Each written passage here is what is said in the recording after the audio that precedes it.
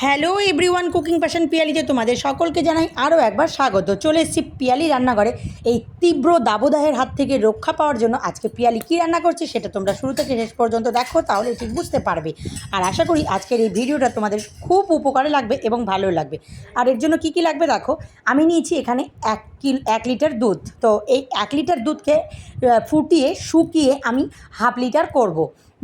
আর অসম্ভব ভালো এই গরমে, বারবার বলছি, এই গরমে দারুণ খাবার, একটু দারুণ খাবার। এই দেখো 1 লিটার দুধকে আমি হাফ লিটার করেছি। হাফ লিটার করে আমি এখন এইটা ভালো করে একদম ফুটিয়ে নিয়েছি। এই সময় আমি দিয়ে দেবো তোমার মানে গুঁড়ো দুধ। তো এই গুঁড়ো দুধটা দিয়ে এবার ভালো করে মিক্সড করে নেব। আর গুঁড়ো দুধটা কিন্তু আগে দেবে না, নামানোর ঠিক 5 মিনিট আগে দেবে, মানে যখন একদম শুকিয়ে যাবে তার ঠিক 5 মিনিট আগে এটা দেবে। দিয়ে ঠিক এইভাবে একটু হাতার সাহায্যে বাটির গা দিয়ে এই রকম করে দেবে, তা নাহলে কিন্তু দলা দলা থেকে যাবে, খেতেও কিন্তু একদমই ভালো লাগবে না। তো এই জন্য এই রকম করে দেখো ঠিক এইভাবে নিয়েছি। আর এখন এই পর্যায়ে এই সবটাই দুধের সঙ্গে একদম মিক্সিং হয়ে গেছে। এইবার দেখো এখন এর মধ্যে দিয়ে দেবো চিনি। চিনি কিন্তু খুব একটা বেশি দেবো না, কারণ আমি এখানে হাফ বাটি চিনি দেবো। হাফ বাটিও দিইনি, অল্প পরিমাণেই দিয়েছি, কারণ গুঁড়ো দুধ দিয়েছি, তার ফলে অনেকটাই মিষ্টি থাকে। তো সেই জন্যই আমি এখানে এই পরিমাণ। এবার দেখো এটা গ্যাসের ওভেনটা বন্ধ করে আমি এখন এটা নামিয়ে রেখে দেবো। অন্যদিকে একটা বাড়িতে জল গরম করে নিয়েছি, আর এটা কেন নিয়েছি সেটাও তোমাদের পরে বলছি। আর লাগবে আমার এইরকম একটা ডেয়ারি মিল্ক। আর ডেয়ারি মিল্কটা এবার আমি ছিলে মানে খুলে নেব। এই দেখো খুলে নিয়েছি। আর খুলে নেওয়ার পরে এবার এর মধ্যে একটু করে গরম জল দিয়ে একটা লিকুইড বানিয়ে নেব, মানে তরলভাবে একটু মিশিয়ে নেব। আর এটা কিন্তু এই সময় এই মানে গরমে এই রেসিপিটা খেতে কিন্তু অসম্ভব, এই আইসক্রিমটা খেতে অসম্ভব ভালো লাগে। আর খুব মানে বাড়িতেই খুব কম উপকরণ দিয়েই এই আইসক্রিমটা রেডি করা যায়। দেখো ঠান্ডা হয়েও গেছে। এবার দেখো কতটা ঘন হয়েছে ঠান্ডা হওয়ার পরে। তো সেই জন্য ঠিক যতটা ঠান্ডা করবে, মানে ঘন করবে, ততটাই খেতে কিন্তু ভালো লাগে। হাত দিয়ে একটু দেখে নিলাম কতটা ঠান্ডা হয়েছে। আমার একদমই ঠান্ডা হয়ে গেছে। এবার এটা আমি এখন একটু নাড়াচাড়া করে রেখে দিলাম। অন্যদিকে আমি এখানে কফি মাগ নিয়েছি। আমি এখানে 80 ml যে কফি মাগগুলো হয় সেগুলো নিয়েছি, মানে খুব একটা ছোটো নিইনি, আবার খুব একটা বড়ও নিইনি। তো এইবার এগুলো আর নিয়েছি আইসক্রিমের কাঠি। এবার এগুলোতে আমি একটু করে জাস্ট একটু করে চকলেটটা মানে ক্যাডবেরিটা দিয়ে দেবো। এখানে তোমরা চকো পাউডারটাও নিতে পারো, তো আমি ক্যাডবেরি দিয়েই করছি। আর ঠিক এইভাবে মানে গায়ে একদম মাখিয়ে নেব, জাস্ট হালকা করে।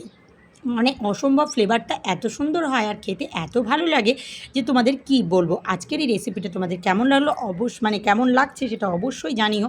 আর যারা যারা আমার চ্যানেলটাকে এখনও সাবস্ক্রাইব করোনি তারা প্লিজ ওই সুন্দর সুন্দর আঙুলগুলি দিয়ে সাবস্ক্রাইব করে আমার পাশে থেকো।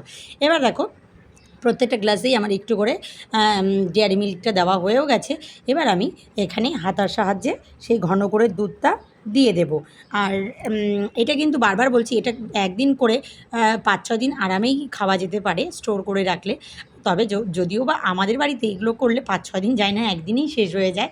কারণ ঠান্ডা মানে প্রচণ্ড গরম পড়েছে, তো আর এই গরমের হাত থেকে বাঁচার জন্য এই ঠান্ডা ঠান্ডা আইসক্রিমটা খেতে সত্যি অনবদ্য লাগে। এর থেকে বেশি দামি কিছু আমার মনে হয় না আর হয়। আর এখানে আমি কাগজ নিয়েছি সাদা। মানে তোমরা চাইলে ফয়েল পেপার দিয়েও করতে পারো এই কাজটা। আর নিয়েছি গার্ডার। আর গার্ডার দিয়ে উপরে এইভাবে ঠিক আমি মুখটা সিল করে দেবো। কারণ কি, তাহলে না এর গন্ধটা, যদি খোলাই তোমরা রেখে দিতে চাও তাহলে কিন্তু এর গন্ধটা না বেরিয়ে যায়। তো সেই জন্য ঠিক এইভাবেই আমি চারদিক থেকে করে নিলাম। আর একটা চাকুর সাহায্যে আমি একটু মাঝখান থেকে একটু ফাঁকা করে দিয়েছি। আর দিয়ে এবার কাঠিগুলো মানে ঢোকানোর সুবিধার্থে, এইবার দেখো কাঠিগুলো ঢুকেও গেছে। মানে এইভাবে মাঝখান থেকে দিয়ে দিলে আমার কাঠিগুলো ঢোকাতে সুবিধে হয়, সেই জন্য আমি আগে থেকেই একটু ছুরি দিয়ে এইভাবে ফাঁকা করে নিয়েছি। এইবার প্রত্যেকটা কাঠি এইভাবে দিয়ে দেবো। আর দিয়েই এটা আমি 7 থেকে 8 ঘন্টার জন্য ডিপ ফ্রিজে রেখে দেবো। আর ডিপ ফ্রিজে রেখে দিলেই এটা কিন্তু আমাদের একদম রেডি, সেই ঠান্ডা ঠান্ডা কুল আইসক্রিম হয়ে যাবে। তো চলো এবার কথা না বাড়িয়ে এটা এখন ফ্রিজে রেখে দেওয়া যাক। তারপরে 7-8 ঘন্টা পরে আমি তোমাদের সঙ্গে ফিরে এসে আবারও কথা বলছি। দেখো এবার আমি 7 থেকে 8 ঘন্টা পরে ফিরে এলাম। এবার দেখাচ্ছি জিনিসটা কতটা সুন্দর হয়েছে, মানে আইসক্রিমটা কতটা সুন্দর হয়েছে। এই দেখো, খুল যা সিম সিম, এই দেখো, মানে এইরকম করে আমি এখন প্রত্যেকটা কাগজই এইভাবে খুলে নেব। খুলে নিয়ে এবার জাস্ট হাতের সাহায্যে একটু করে অনেকেই অনেকেই বলে যে আইসক্রিম নাকি ভালো করে ওঠে না। কে বলল? মানে এইভাবে যদি প্রত্যেকটা স্টেপ যদি ঠিকঠাক করে করা হয় তাহলে অটোমেটিকভাবে আইসক্রিম খুব সুন্দরভাবে উঠে যায়। আর মানে ফ্রিজ থেকে সঙ্গে সঙ্গে বের করে টানবে না, তাহলে কিন্তু আইসক্রিম খুলে চলে আসবে।